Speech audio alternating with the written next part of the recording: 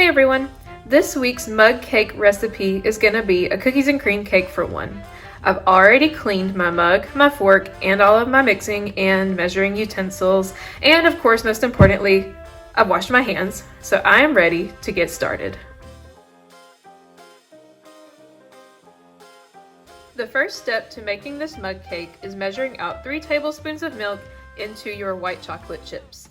So it doesn't matter what kind of milk you want to use. I got excited because I realized I had chocolate milk in my fridge, so I'm gonna have a chocolate cookies and cream cake.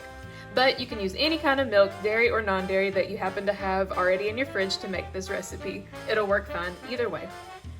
Once you get the chips and the milk all together in the mug, you're gonna microwave it in short bursts until the chocolate is melted and combined well with your milk. So let's go ahead and microwave this part. After microwaving the chips and the milk, I realized that I needed to do it in 10 to 15 second bursts to make sure I didn't accidentally melt anything too much or burn anything. I melted my chips until they were gooey inside of the milk. After that, I took it out of the microwave and I added 4 tablespoons of flour, 1/4 of a teaspoon of baking powder, and 1/2 tablespoon of vegetable oil. Now that I have all these ingredients in my mug, I'm ready to mix this up with the chocolate chip milk mixture until we get it nice and combined into a batter. Remember, if you used a white milk, yours is gonna be a lot lighter than mine, but since I used a chocolate milk, mine is gonna have more of a brown appearance. Once you get your batter nice and mixed up, the next step is to set this to the side for a second, and you're gonna grab your Oreos, and you're gonna take this and take the end of a spoon or something else, maybe even your fist, and smash this up. I recommend smashing it up inside of the package so all the cookie pieces stay in one place and are easy to add to your batter here in a second. So go ahead, get to smashing, and then we'll move on to the next step.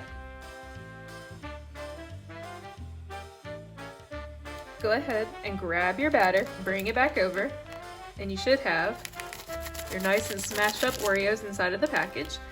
And the next step is to very carefully open that package so you don't make a huge mess and pour in all of those broken, whoa, I did make a mess, all of those wonderful broken cookie pieces. And we're going to stir all those crunched up cookies into our batter. And then of course we're moving on to the very best part. Now it's time to actually microwave this cake. We're gonna start microwaving it for 1 minute, and then of course, if you need more time to get your batter completely cooked, you can do it in 10 to 15 second bursts. Remember not to do it too long and keep an eye on it so you can make sure it's not gonna burn or get too tough to eat. So let's go ahead and get microwaving.